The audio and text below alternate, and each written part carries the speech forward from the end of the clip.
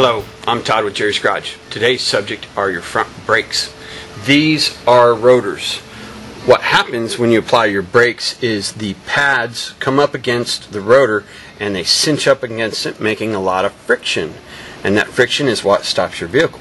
Normally you should have a nice polished surface to your rotors, but you can see on this one where it is very, very rough.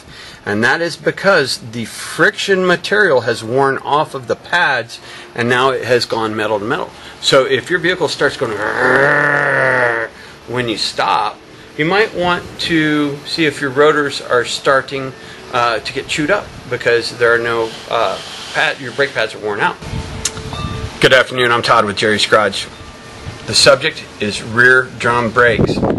This particular customer went to go get their vehicle inspected and it failed inspection because the parking brake would not hold. The customer also stated that they've noticed that they have to pull up on the parking brake lever a lot more, these days. Well, what's happening is these are your rear shoes. You can see that there's a decent amount of material on this one, but when you look at this other side, there is just a very little, there is like a millimeter of material right here. Well, what happens when you pull that parking brake, that wheel cylinder, these push out and that creates friction up against your drums, and that's what keeps your vehicle from rolling.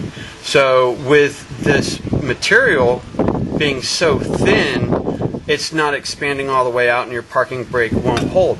So if you notice on your car that your parking brake lever is getting higher and higher, that is because the shoes are getting thinner and thinner. Come see us at Jerry's Garage.